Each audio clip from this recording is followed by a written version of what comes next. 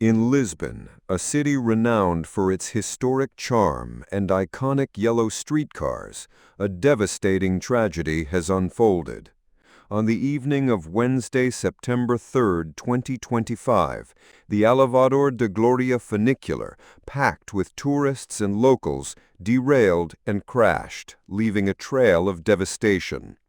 As the city grieves, the identities of the 16 people who lost their lives are being confirmed, revealing a truly international group of victims and sending ripples of sorrow across the globe.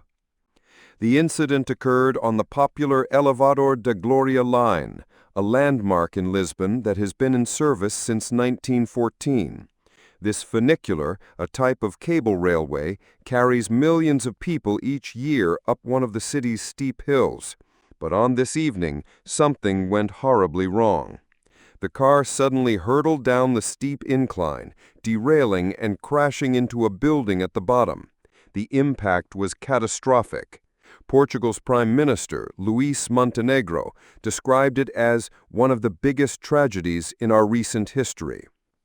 In the immediate aftermath, emergency services rushed to the scene. The focus was on rescuing the injured and securing the area. But as the hours passed, the grim reality of the death toll became clear. 16 people lost their lives in the crash. Another 21 were injured, with 5 of them remaining in serious condition in hospital. As authorities began the difficult process of identifying the victims, the international scope of the tragedy became apparent.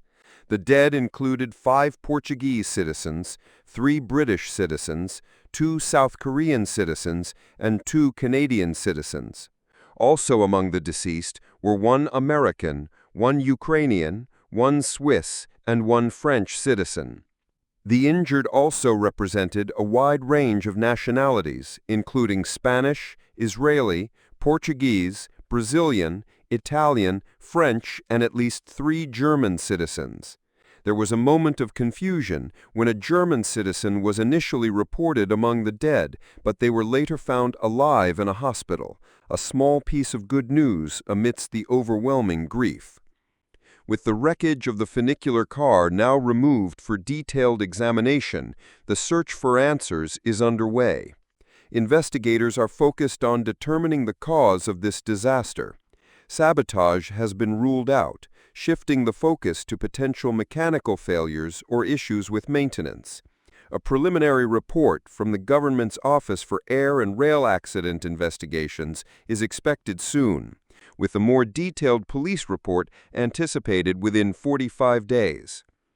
Conflicting accounts have emerged regarding the state of the funicular's maintenance.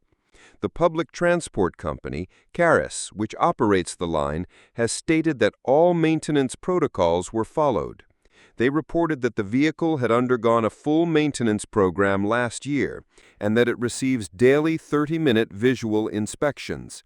The last such inspection had been conducted just hours before the crash. However, a transport union leader has raised concerns. He stated that workers had previously complained about problems with the tension of the haulage cable, which they said made braking difficult. These conflicting statements will be a key focus for investigators as they work to piece together the events that led to the crash. The response from both Portuguese and international leaders has been one of shock and sorrow. Portugal's Prime Minister, Luís Montenegro, has promised a quick investigation to establish what had gone wrong and to determine all responsibilities. Lisbon's mayor, Carlos Modas, echoed this sentiment, stating that the city needs answers.